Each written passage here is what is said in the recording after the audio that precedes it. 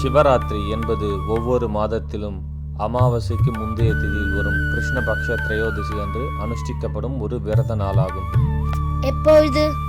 இதை மாசி மாதம் தவிர்த்து ஒவ்வொரு மாதத்திலும் அனுசரிக்கலாம். சிவராத்திரி என்பது மாதாந்திர விரதமாகும். எதற்காக? இந்த நாள் சிவபெருமானுக்கு அர்ப்பணிக்கப்பட்ட நாளாகும்.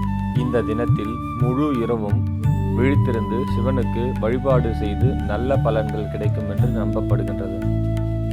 மகா சிவராத்திரி என்றால் என்ன?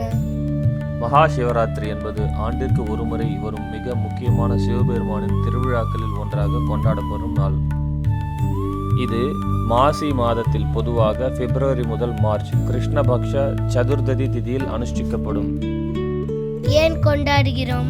இதை சிவபெருமான் மற்றும் பார்வதியின் திருக்கல்யாணம் நடந்த நாளாக கூறுகின்றனர். சிவலிங்கம் உருவெடுத்த தினமாகவும் பல புராதன கதைகள் கூறுகின்றன. சிவபெருமான் கைலாய மலையில் ஆனந்த தபசு செய்து பரம்பொருள் உணர்ந்த தினம் என்று கூறப்படுகின்றது. எப்படி கொண்டாட வேண்டும்? நல்ல விரதம் நோக்க வேண்டும். பக்தியுடன் சிவனை பூஜிக்க வேண்டும். 9 காலமும் நாள் முழுவதும் உணவு அருந்தாமல் சிவனை தியானிக்க வேண்டும். ஓம் நமச்சிவாய என்று ஜெபம் செய்ய வேண்டும். சிவலிங்கத்திற்கு அபிஷேகம் செய்து வழிபட வேண்டும். சிவராத்திரி மகா சிவராத்திரி வித்தியாசம் என்ன? சிவராத்திரி என்பது ஒவ்வொரு மாதத்திலும் வரும் ஒரு வழிபாட்டு நாள். மகா சிவராத்திரி என்பது ஆண்டிற்கு ஒரு முறை மட்டுமே வரும் முக்கியமான திருவிழா.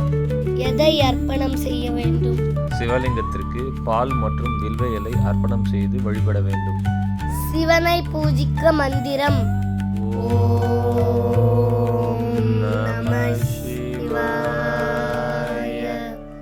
ஓம் நம சிவாய, ஓம் நம சிவாய, ஓம் நம சிவாய, ஓம் ஹர ஹர பார்வதி பதையே நம ஹர ஹர மகாதேவ.